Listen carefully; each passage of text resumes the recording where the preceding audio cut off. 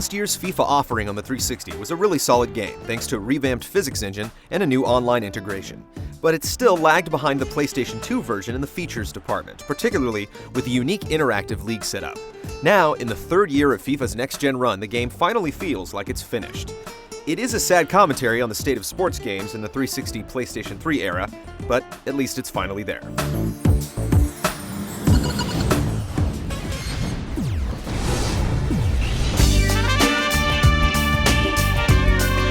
The aforementioned Interactive League has been added to FIFA 08, which is sure to please hardcore fans of clubs all over the world.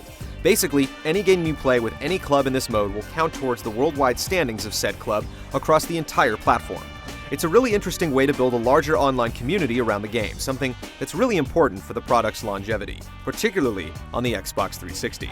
It's a goal and then level! There's also the new Be a Pro mode, where you select a single player and try to make him a legend. Much like Madden's Superstar option, it can be annoying to have control over just one position on the pitch, but the simulation options aid in keeping it from being a total bore. And it definitely gives you a new appreciation for play away from the ball. There are even helper prompts to keep you from getting too far out of position. Much like EA's NHL 08, FIFA 08 also includes online leagues, where up to 32 players can take part in a full user-created season, and up to 10 players can lace them up in a single online match. You also get the full complement of existing features with 15 different leagues, 50+ real-world tournaments, a tournament creation tool, and a manager mode, where you take a particular team and build it up by spending points to upgrade your players, trading, scouting, and signing various sponsors. There's almost too much to do in FIFA 08, and EA's international take on football has finally matched Big John's North American iteration. It's a goal, they've scored here, and they are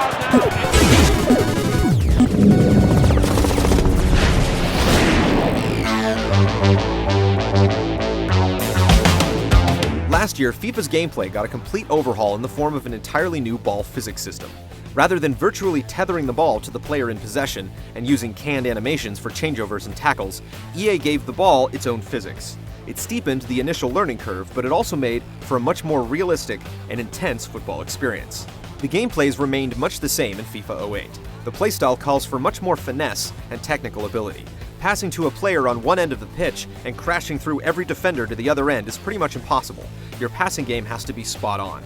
Playing defense makes a lot more sense, as simply getting in front of the play is sometimes enough to break up a rush. And as usual, liberal use of the slide tackle is a good way to get a red card. So he's going to be sent off here, yes? In a nod to EA's other sports franchises, FIFA 08 comes complete with signature moves using the left shoulder button, and accurately timing them in succession creates a flurry of maneuvers that can be almost impossible to stop. Sprinting has also been intelligently handled, with players lacking shot and passing control until you take the time to slow down.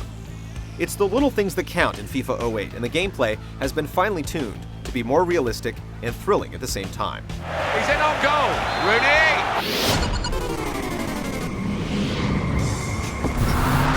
For as solid and polished as the rest of FIFA 08 is, the presentation is actually a bit disappointing.